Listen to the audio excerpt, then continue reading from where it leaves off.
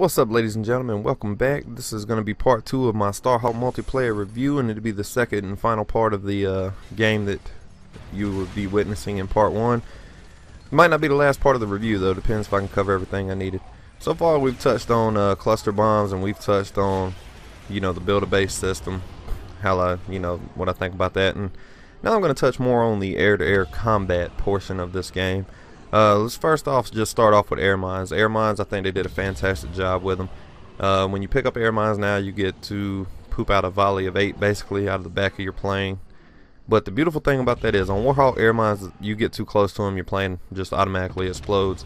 On this game, they stick to you, and you have a small time frame to actually shake them off and before they blow up. And the weapon you just saw me pick up, that's the homing missile, and there's 3 different types of air-to-air weapons. Essentially, you got homing missiles, swarm missiles, and then you got the flat gun, and then you got your machine gun. So I'd say 4.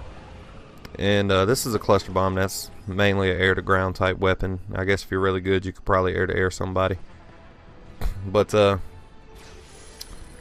the air-to-air combat portion, what do I see in air-to-air that just doesn't appease me, to be honest? And I would say the main thing with air-to-air that's just annoying is the fact that in the game's current, state, and as you see me get my base rape on, but in the game, get it triple. But in the game's current state, the only real weapon worth using in air-to-air combat is, in fact, the flat gun. And unfortunately, I don't believe any of the enemy team got in the air with us this game, so you're not going to get to see much air-to-air combat this game, unfortunately, and I apologize for that.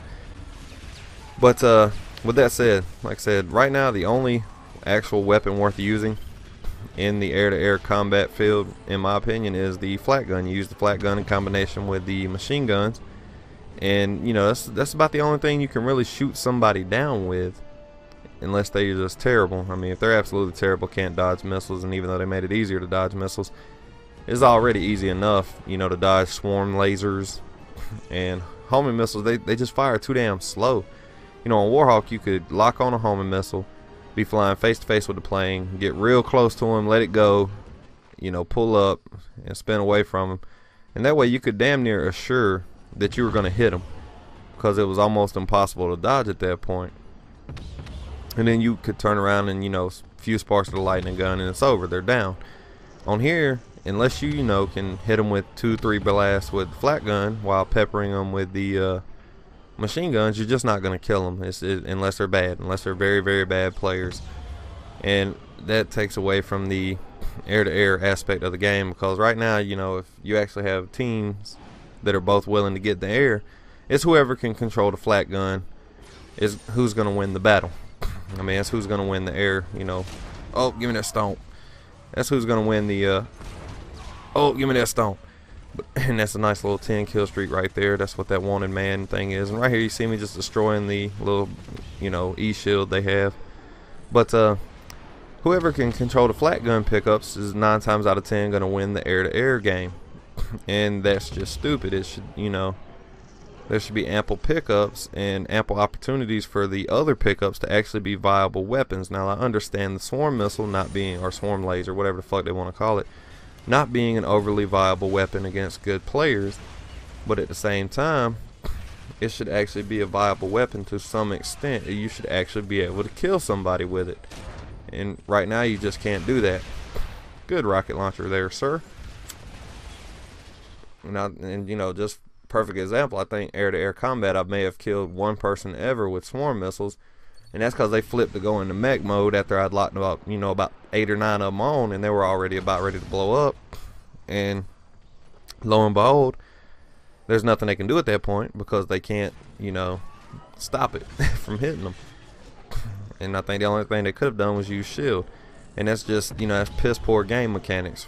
I mean, one thing we all complain about with Call of Duty is weapon balance.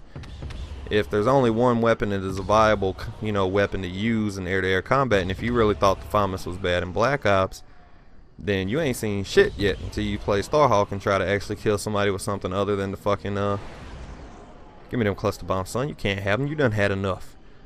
And, or, if you try to kill somebody with something other than the flat gun in air-to-air combat situations, then good luck.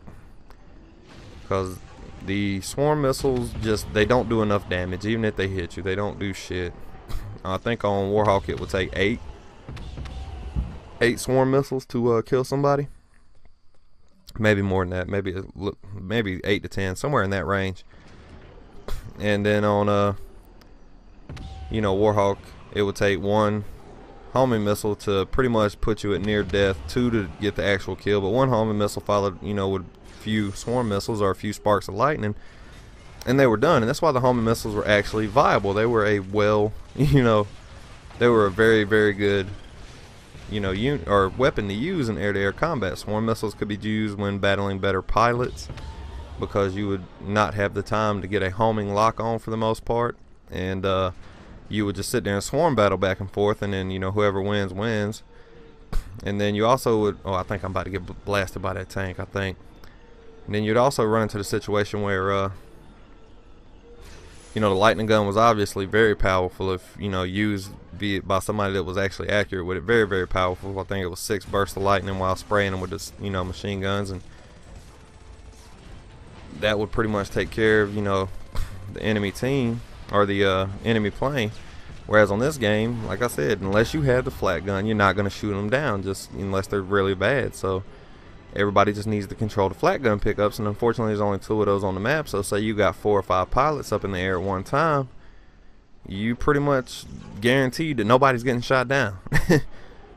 Unless you have one that's better than all the others and absolutely controls both flat pickups. If you can control both the flat pickups, then you can be successful in the air. And it shouldn't be that way. The flak, I think, should be weakened to where it doesn't do as much damage in air-to-air combat. I would like to see it more, more or less along the lines of a lightning gun or so. But what I'd really like to see, for the most part, is I'd like to see it actually require an entire, pickup, which is 6, to actually kill a plane.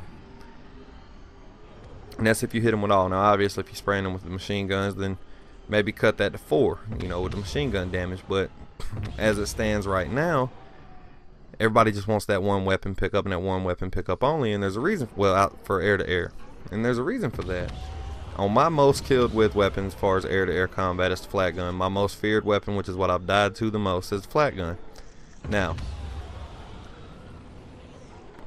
they are releasing a patch which is supposed to release the release time on the they are supposed to be releasing a patch, that is supposed to increase the release time on the homing missile and the speed of which it acquires its target and actually makes contact. So that'd be a good thing to have happen. Oh, and something I didn't know when I was playing this game. Did y'all guys know that enemy repair arms can actually kill you? I did not know that, and I died via one. That was pretty funny. But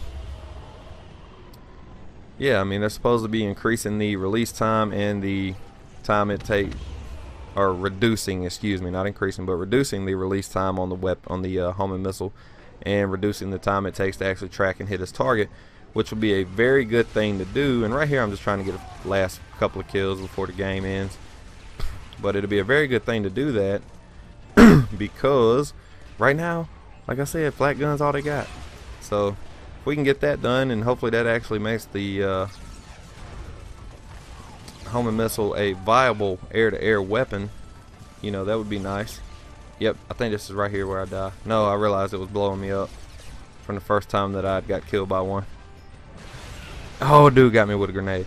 But anyway, this is about to be the end right here, so there probably will be a third part, because I have yet to I've really only started to scratch the surface of what I've all wanted to discuss involving the multiplayer.